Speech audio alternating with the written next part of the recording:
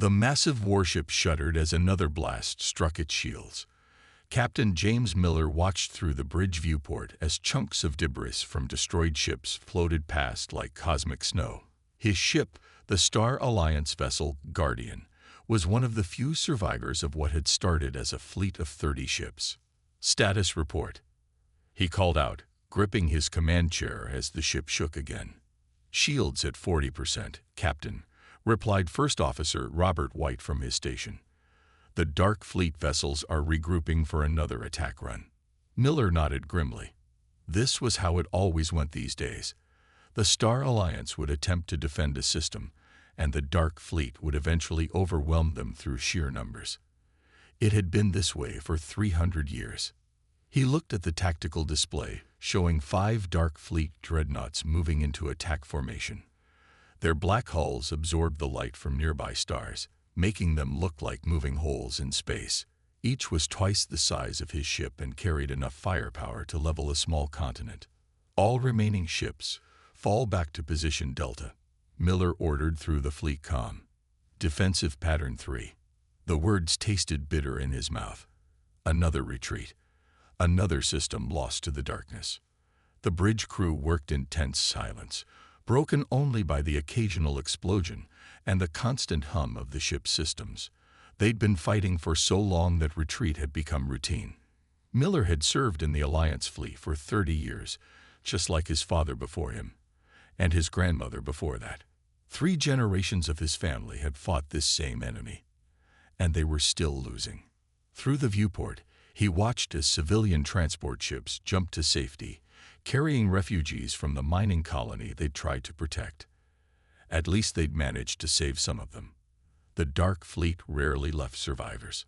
"Sir," called out the sensor operator, "I'm picking up unusual readings from the 3rd planet. The Dark Fleet ships, they're deploying their planet killers." Miller's heart sank. Planet killers were the Dark Fleet's most terrible weapons. Massive devices that would burrow into a world's core and detonate, shattering the entire planet. They used them to deny resources to the Alliance, and as a terror weapon against civilian populations. "How long until detonation?" he asked. 20 minutes, sir." Miller closed his eyes for a moment. The mining colony had been home to 12 million people. Not everyone had made it to the evacuation ships. He opened his eyes and looked at the tactical display again. What he was considering was practically suicide, but he couldn't watch another world die. "Helm, bring us around," he ordered. "Weapons, prepare to fire everything we have at the nearest planet killer deployment ship. Engineering, divert all power to forward shields and weapons." "Sir." White looked at him in surprise. "The odds of success are better than living with ourselves if we don't try," Miller finished. "All hands, battle stations. We're making our stand here." The Guardian turned, its engines flaring bright against the darkness of space. The remaining Alliance ships followed, their crews understanding without words. Better to die fighting than retreat again. The Dark Fleet ships seemed to pause, perhaps surprised by this unexpected resistance. Miller allowed himself a small smile. At least they could still surprise the enemy, even after all these years. "Weapons range in 30 seconds, reported the tactical officer. Miller stood from his chair, straightening his uniform. "Send a message to Alliance Command. Tell them the Guardian and her battle group are engaging the enemy to protect the mining colony. Tell them," he paused, looking at his loyal crew, "tell them that someone had to take a stand." The ship's weapons powered up, their hum rising to a crescendo. The Dark Fleet ships began to move, their own weapons charging. In moments, the silence of space would be broken by another battle in an endless war. But this time, they weren't running. No one on the Guardian knew it then, but this would be one of the last battles fought before humanity's arrival would change everything. The war that had raged for 3 centuries was about to meet something it had never encountered before: the human factor. The Alliance scout ship Pathfinder drifted silently through space, its engines running on minimal power. 3 Dark Fleet pursuit ships had been chasing them for the past 2 days, and the crew was exhausted. The ship's hull bore scorch marks from near misses, and their fuel reserves were critically low. Navigation. How much farther until we reach Alliance space? Asked Captain Susan Reed, her voice hoarse from giving orders during their long escape. Navigator Paul Green shook his head. We're off our planned route, Captain. The last attack forced us into an unmapped sector. He gestured at the star charts floating on his holographic display. We're completely lost. Reed rubbed her tired eyes. Lost in space while being hunted by the Dark Fleet. It was every scout ship captain's nightmare. The Pathfinder's sensors were damaged, making it impossible to plot a safe course back to friendly territory. Captain, the sensor operator's excited voice cut through the tense silence. I'm picking up radio signals. Thousands of them. Reed straightened in her chair. Source. A solar system ahead. Third planet from the star. The operator worked his controls frantically. The signals. They're not Alliance or Dark Fleet. They're something else entirely. The bridge crew exchanged worried looks. Unknown civilizations were rare in this part of the galaxy. Most had either joined the Alliance or been destroyed by the Dark Fleet long ago. Show me, Reed ordered. The main screen lit up with a view of a beautiful blue-green planet wrapped in white clouds. Countless satellites orbited it, and Reed could see the lights of cities on its night side. But what caught her attention were the signs of warfare. Are those nuclear weapons? She asked, zooming in on one continent. Yes, Captain. The science officer confirmed. This species appears to be in a state of constant military development. They'd fought numerous wars among themselves. But look at this. The screen shifted to show military installations, weapons testing sites, and what appeared to be space launch facilities. The level of military innovation was staggering. While the technology was primitive compared to Alliance standards, the sheer variety of weapons and defensive systems was unlike anything they'd seen before. How did we miss this world? Reed wondered aloud. The answer came from their tactical officer. They haven't developed faster than light travel yet, Captain. They're contained to their solar system. By our standards, they're barely a spacefaring race. Reed watched the screen with growing interest. These beings, humans, according to the radio transmissions they were intercepting, had developed more types of weapons and defensive systems in their short history than the Alliance had in millennia. While Alliance warfare had become standardized and predictable over centuries, these humans seemed to constantly innovate. A warning alarm shattered the moment. Dark Fleet ships detected. The tactical officer shouted. They found us. Reed made a quick decision. Send all our data on this planet to Alliance Command. Encrypt it with my personal codes. She turned to her crew. If we don't make it back, they need to know about this world. These humans, they might be exactly what the Alliance needs. The Pathfinder's engines roared to life as they prepared to face their pursuers. As they moved to engage the Dark Fleet ships, Reed took one last look at Earth on the main screen. A civilization that had developed thousands of different ways to wage war, yet hadn't destroyed itself. A species that turned warfare into an art form, constantly adapting and innovating. Good luck, humans, she whispered. The galaxy might need you sooner than you think. The Pathfinder accelerated away from Earth, drawing the Dark Fleet ships with it.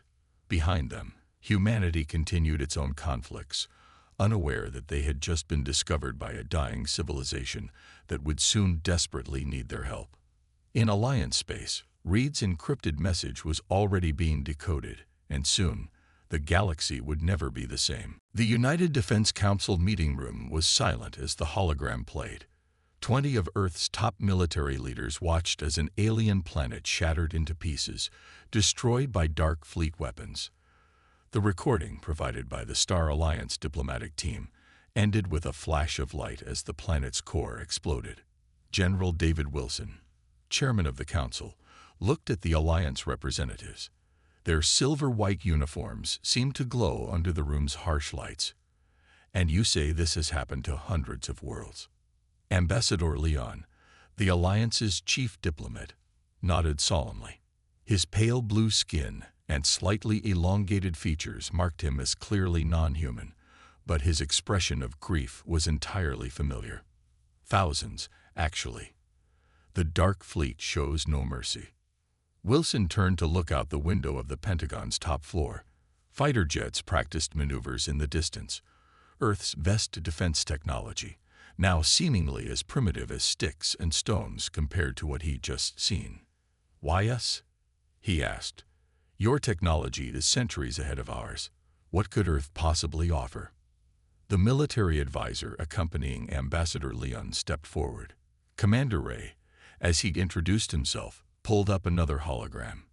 This one showed various human conflicts throughout history, from ancient battles to modern warfare. "Your species," Commander Ray explained, "has developed more unique ways of waging war in your short history than our entire galaxy has in millennia. While we focused on making our ships bigger and our weapons more powerful, you created thousands of different combat strategies. You adapt, you innovate, you think differently." Wilson considered this. The Alliance's war had been going on for 300 years, following the same patterns, the same strategies, like a chess game where both sides knew all the moves but couldn't achieve checkmate. A sudden commotion interrupted his thoughts. One of his aides rushed into the room, face pale. "Sir, we're getting reports from the Mars colony. Unknown ships have appeared in orbit." The Alliance representatives exchanged alarmed looks. Ambassador Leon activated a communication device. "Alliance Command, this is Ambassador Leon. Please confirm any fleet movements near Sol system." The response came quickly. "Negative, Ambassador. No Alliance ships in that sector. Warning. Dark Fleet energy signatures detected." Wilson watched as the room erupted into controlled chaos. His military training kicked in. "How did they find us?" "They must have followed our diplomatic ship," Commander Ray said grimly.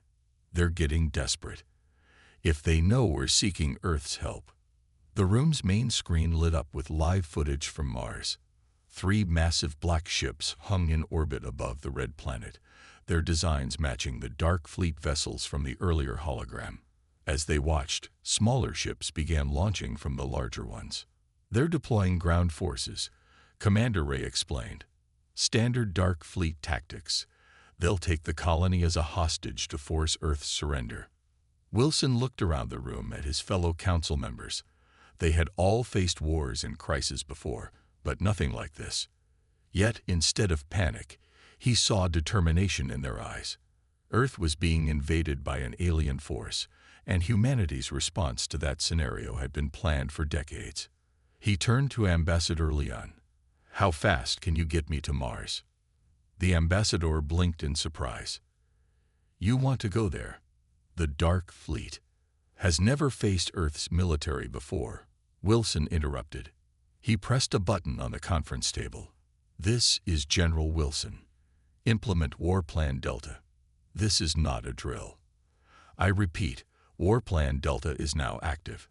All across Earth, military bases sprang into action. Underground bunkers opened, revealing weapons and vehicles designed specifically for alien invasion scenarios. Submarine-launched missiles were armed, special forces teams mobilized, and dormant defense satellites activated. The Alliance representatives watched in amazement as humanity's war machine came to life. They had expected fear, panic, or at least a request for time to prepare. Instead, Earth's military was responding as if they had been waiting for this moment their entire lives.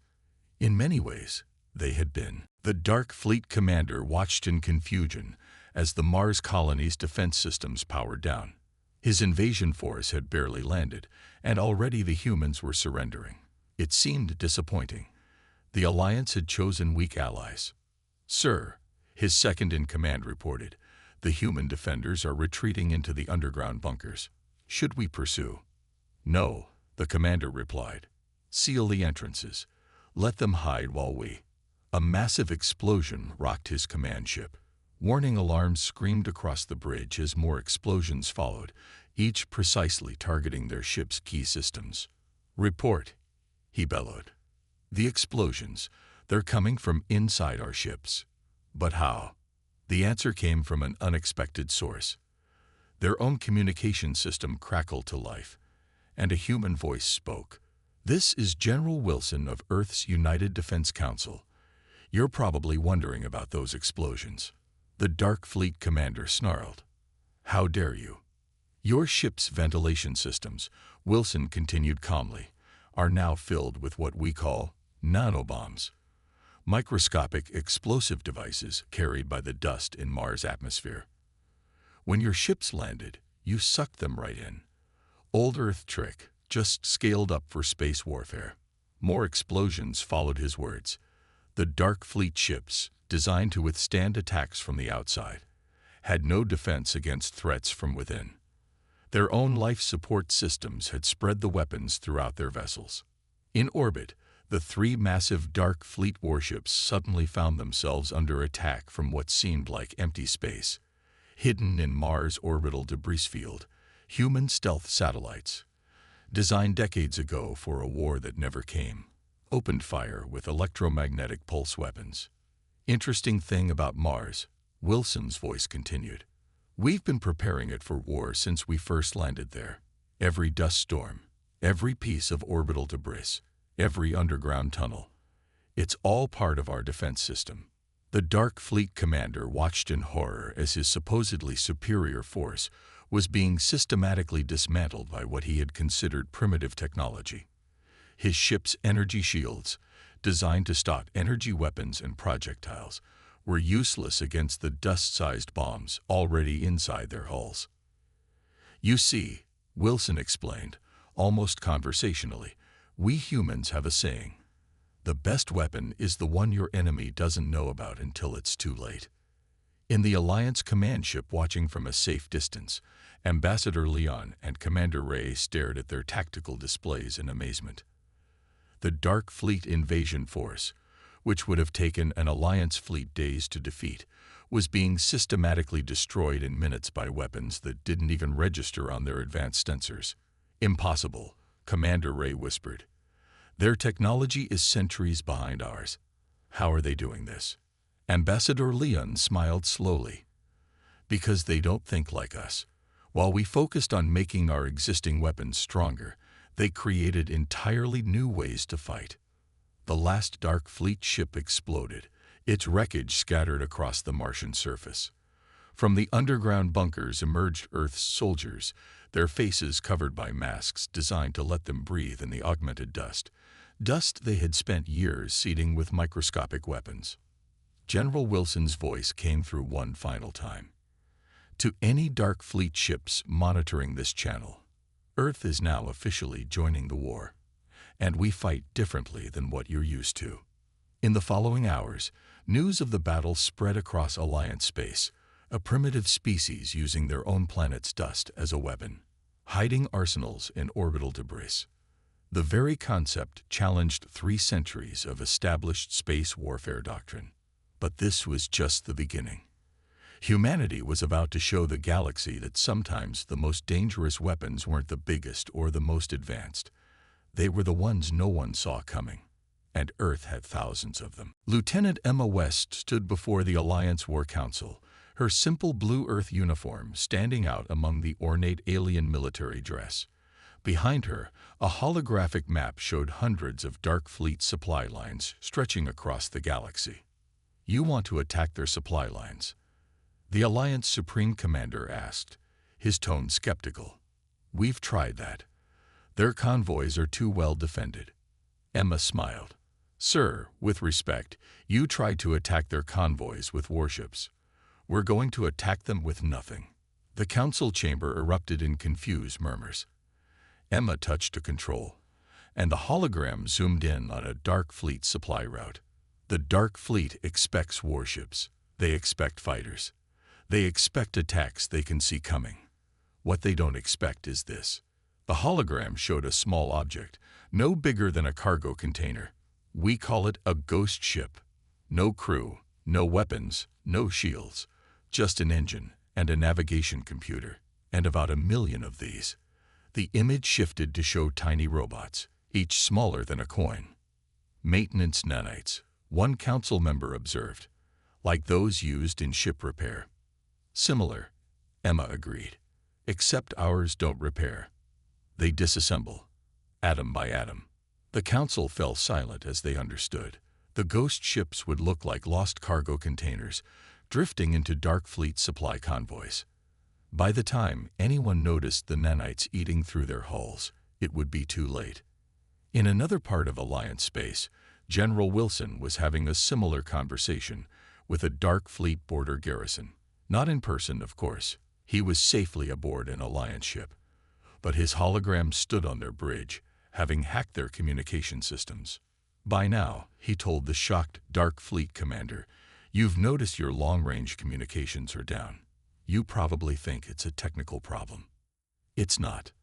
The Dark Fleet crew scrambled to restore their systems, not realizing that microscopic robots had already destroyed their communication arrays from the inside out. The same was happening at every Dark Fleet border station across the galaxy. Back in the council chamber, Emma continued her briefing. Operation Lightning Strike isn't just about supply lines. At exactly 300 hours tomorrow, we will launch simultaneous attacks on every Dark Fleet command center, supply line, and military base in the galaxy. Impossible, another council member protested. The coordination alone mold has already been programmed. Emma interrupted. She gestured, and the hologram showed thousands of ghost ships already in position. We've spent the last week seeding them throughout Dark Fleet space. They've been ignored because they look like debris. Tomorrow, they'd all activate at once. The Supreme Commander leaned forward. The Dark Fleet will still fight back. They have reserve forces, emergency protocols, which require communication to implement, Emma pointed out. Once the nanites finish with their communication systems, every Dark Fleet unit will be isolated. No backup, no coordination, no reinforcements. Just individual ships and stations, each facing an enemy they can't even see. The council chamber was quiet as the implications sank in. 3 centuries of conventional warfare had trained the Dark Fleet to expect direct confrontation.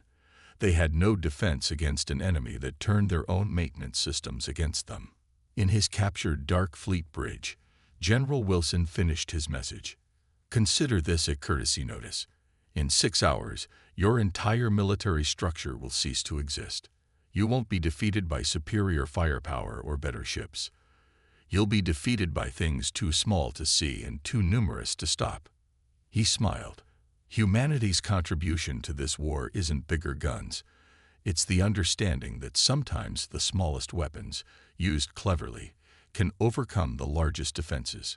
The hologram faded, leaving the Dark Fleet crew staring at their already failing systems. Above them, invisible clouds of nanites continued their work, executing a battle plan that would end a 3-century war in less than a day. The countdown to Operation Lightning Strike had begun. In 6 hours, the galaxy would learn why picking a fight with humans had been the Dark Fleet's last mistake. The galaxy erupted in silent chaos as Operation Lightning Strike began. Across 200,000 light-years of space, invisible armies of nanites activated simultaneously. Dark Fleet ships discovered their communication systems turning to dust.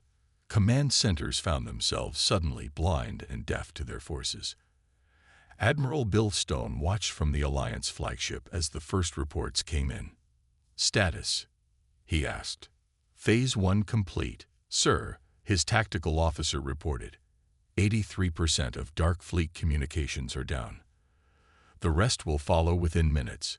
They're completely isolated from each other. Hour 2.